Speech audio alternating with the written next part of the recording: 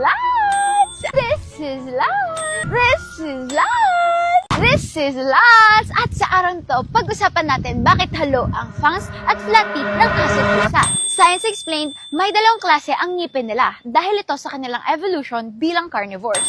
Una, fangs, canine and carnassial teeth. Para ito sa pag-hunt, paghahawak at paghihiwalay ng karne.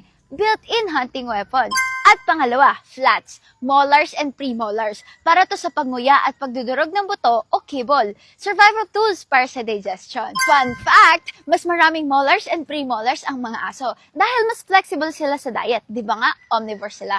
Eh kayo, vetmates, naaalala nyo pa ba ang dental formula ng mga aso at pusa? Ayan lang para sa araw na to. So next time nang umangangalaga mo, alam mo na kung bakit. Like and follow this page. God bless you!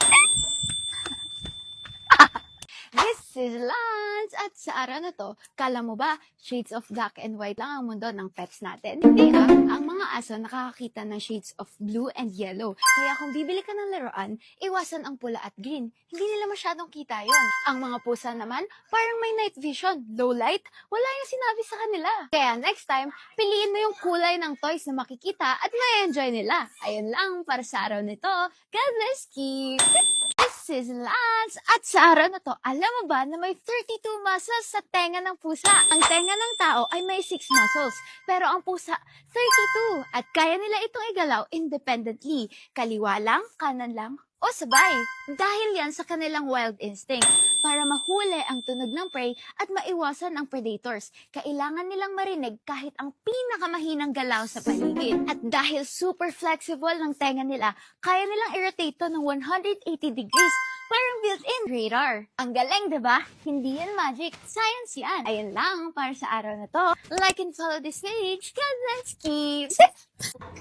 This is Lance! At sa araw na to, ipapakita ko sa inyo ang breed na pug! Sila ay example ng brachycephalic dogs. Ibig sabihin, mas maikli ang maxilla nila kesa sa mandible. Ayun lang para sa araw na to. Like and follow this page. God bless! Please! This is Lance! At sa araw na to, napansin mo bang ginagawa to ng pusa mo? Yung mabagal na pagkurap, hindi yan basta lang. May ibig sabihin yan. Sa cat language, ang slow blink ay parang nagsasabi ng I love you or kampante ako sa'yo. Kaya pag nag-slow blink sila, ibig sabihin may tiwala sila sa'yo. Try mo to. Kapag nag-slow blink sila sa'yo, mag-slow blink ka rin pabalik sa kanila. Para kayo nag-uusap ng cat language. Ayun lang para sa araw na to. Like and follow this page. God bless you!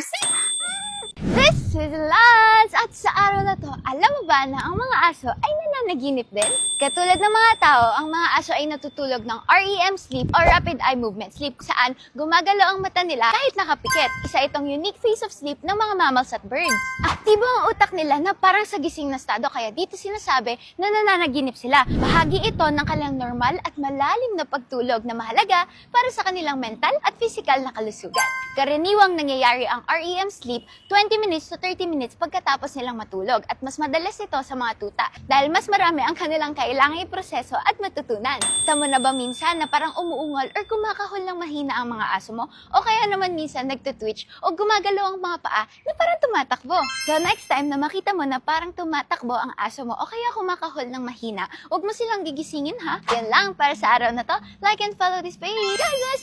Kiss! Wala yung save ko. Kiss! This is Lance!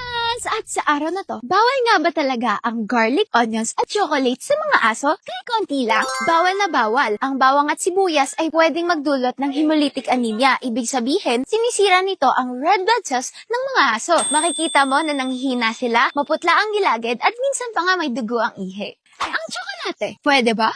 Bawal rin dahil ito ay may tinataglay na theobromine kung saan hirap i-breakdown ng mga aso di tulad ng mga sa tao. Naiipon ito sa katawan nila na nagiging toxic at nagdudulot ng overstimulation. Pinapa-overwork nito ang puso, utak, muscles at gastrointestinal tract ng mga aso. At nagdudulot din ito ng dehydration at stress sa kanilang kidneys. Kaya naman, kung gusto mo na ligtas at masaya ang iyong fur baby, no to onions, garlics, and chocolate. Ayun lang para sa araw na to. Like and follow this page. God bless. Gives.